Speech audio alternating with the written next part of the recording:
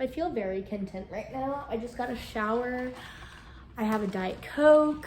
Everything is just going really good. Hey guys, it's Ab. Welcome back to Book It. I haven't made a video in a minute, so I want to just say hello. Hope everyone's doing well. We are going to be, sorry if you hear noise. I'm drinking a Diet Coke because they're so delicious and I love them. And yeah. But today we're going to be talking about Mockingjay, which is the final book in the trilogy, Hunger Games trilogy, the original series. Now there is the prequel, Ballad of Songbirds and Snakes, that is, you know, another video, but this one we're going to be talking about Mockingjay, finally finishing up that trio. So this was the last book for so many years, and then A Ballad of Songbirds and Snakes came out as the prequel, and it was like, oh my gosh, what the heck? Because in all honesty, I cannot think of any other books that Suzanne Collins has like written that's like that I recall reading. I don't think I have anything except for these, and then Ballad of Songbirds and Snakes. She does have other books. She has a whole nother series of the Overlander. Never heard of it. Oh, that was like 2003. So this book was published in 2010. Ballad of Songbirds and Snakes came out in 2020. 10 years. She did not much. She did have a illustrated edition of the book. It's coming out in 2024. Came out 2024. Anyway, but yes, let's dive on into Mockingjay. So this book picks up immediately right where we left off with Katniss in the I want to say plane, but it's not, headed to District 13 because District 12 has been destroyed. She's recovering from her hearing because she, you know, as I recall, blew up in the arena. She sees Gale. Gale tells her there's no more District 12 and that a lot of people were able to get out, but a lot were not. But Prim and her mother are alive and well. So she's like, cool. Once she kind of like collects herself a little bit, she ends up meeting with President Coin and Plutarch Heavensbee and Haymitch. They basically tell her that she's going to be the Mockingjay and the revolution is upon them. And she's like, huh? And I guess they have for years been waiting for the perfect time. And when she defied the Capitol by trying to eat the berries in her first games, they were like, that's the girl we want on our team. So she has a couple things that she wants, you know, Joanna and Peeta have been taken by the Capitol along with Annie, which is Finnick's girl. They've been taken by the Capitol and are being held. So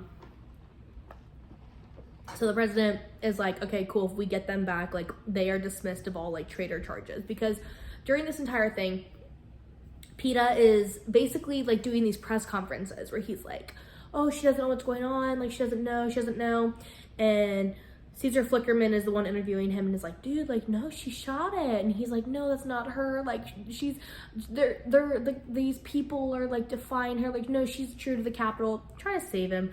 So basically she goes and she's doing like promos and she's seeing the districts for what they are. So she goes home to District 12 and everything's ruined. She, you know, sees District 13 is like all underground and they're all nuclear, and they didn't attack back after the revolution because they were too weak. They've obviously grown. She, you know, yeah, so she's doing this whole thing. She does go to District 7, I think. I didn't put the district number in here. She goes to District 7, I'm pretty sure, where people are like injured in a hospital and it's like children and women and unarmed civilians. And basically, she's like, it gets bombed. Like the minute that they're there, she's like, yeah, I'm with you guys. Like, I'm here for you guys. It gets bombed and everybody dies. And she does this whole like big speech on like, they don't care about us. If you think that the Capitol won't do this to you, then you're a liar to yourself. And then she ends it with the phrase, fire is catching. And if we burn, you'll burn with us, to President Snow.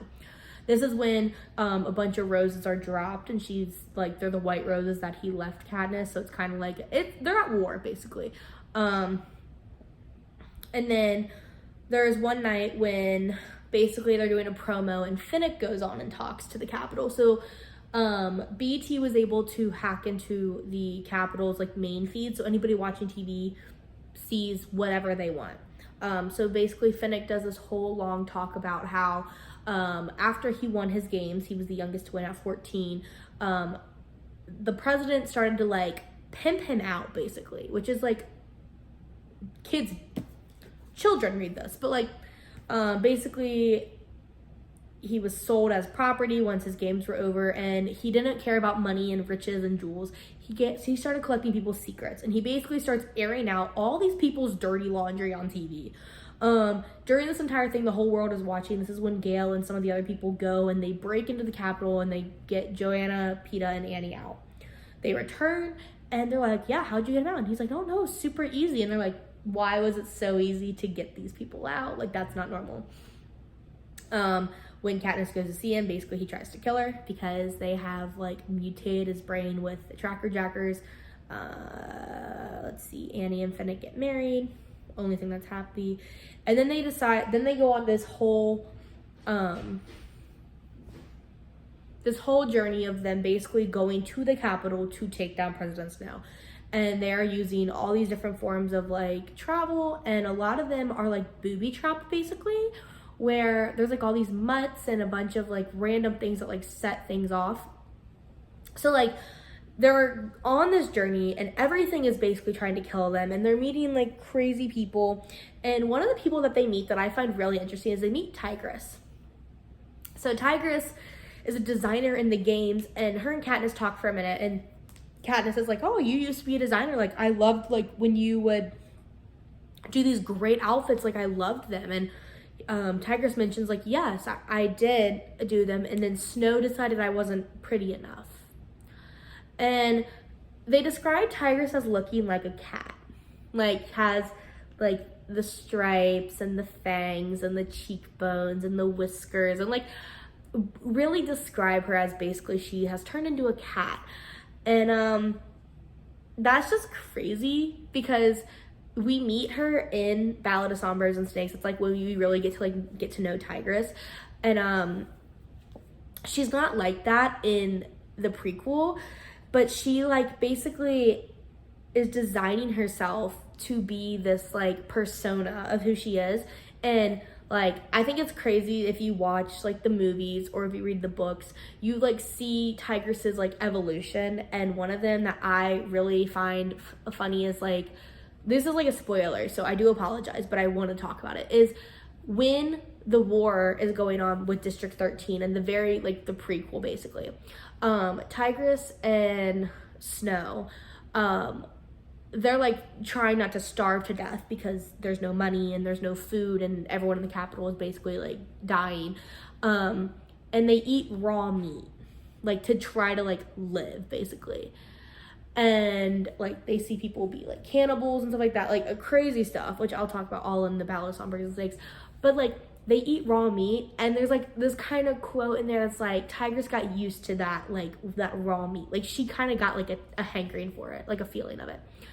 And then seeing her years later, what is it, like 70 years? Yeah, 70 years later? Oh my God, she must be old. No, that's not right. Yeah, because 75th Annual Hunger Games. And they were there for the 10th Hunger Games. So they were kids. Okay. So yeah, so she's like in her 70s. When you see her and she has this cat-like persona, it's like, what did the raw meat, like, because like that's what she would eat, like raw meat. And she like, because she was a cat, like, that's just, I don't know if that's anything, but yeah. Basically they run into a bunch of pods when they're like running through the Capitol. One's like a wax melter and someone literally melts in front of them. 2 are lost in a meat grinder. That's fun. And then probably the worst scene in the entire book is Finnick. Finnick dies. And I cried. So basically he gets attacked by these mutts that are like these lizard people. Yeah. And he ends up, using Nightlock to kill himself so he doesn't have a horrific death as he gets torn to shred.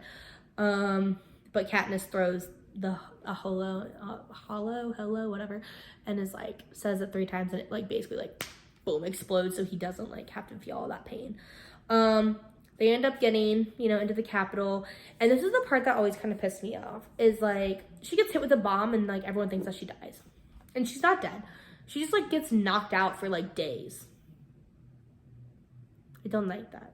I wish that there was like another, like, I don't like it. Like, I wish that wouldn't have happened.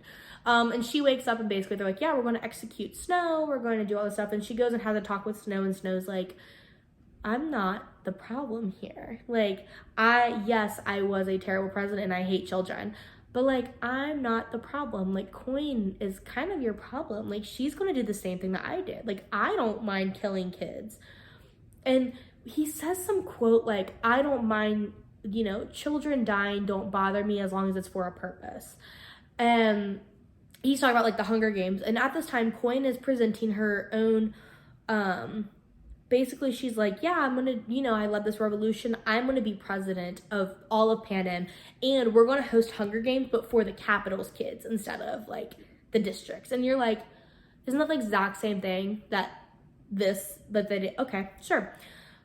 And they're like, oh my god, that's not what's supposed to happen. And like, you know, Katniss is like, yeah, I don't vibe with this. It's not a vibe. And basically they go to see, you know, Katniss gets to kill Snow. Like, she gets to take an arrow and kill him. And he's like, you know, chilling out there, and President Coin is above him giving a speech to Panem and talking about how she can't wait to take over, blah, blah, blah. And, yeah. Spoiler and plot twist, she doesn't kill Snow. She shoots Coin.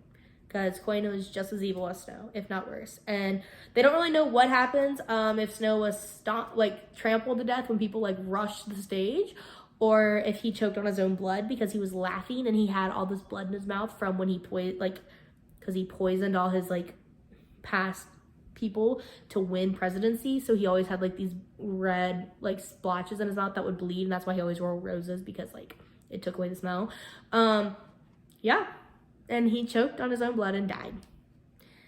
And that's kind of like where it ends. And like everyone's okay. Like Gale goes to District 2 to collect people.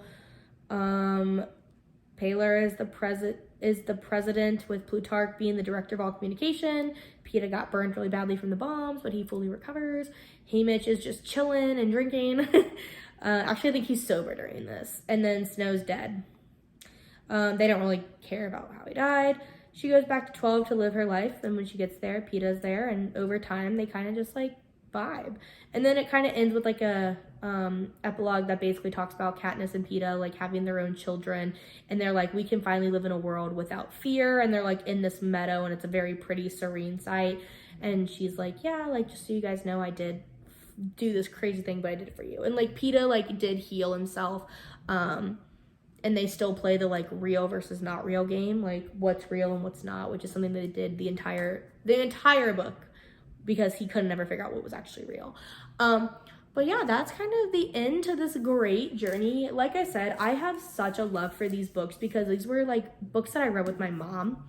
And we would read like a chapter a night before going to bed. And when the movies came out, we went and saw all the movies in theaters. Like, this was like our thing, and it just really brings me back. And like, in all honesty, I think that this is a big reason why I love to read, was Suzanne Collins and the Hunger Games series really just got me into like this dystopian societies. And then that's when I started reading like Divergent and Maze Runner, and then my mom read Twilight, so I read Twilight, and it kind of just like, you know, took on a whole mind of its own, and now here we are. At the end of this, I did give this book a 5 out of 5 because I think it wraps up the series very nicely. It does have like a lot of moments that are really like heart-jerking and like triggering and like really like sad, but it is a good, very thought out book. I do love it, and I think that Suzanne Collins did an amazing job.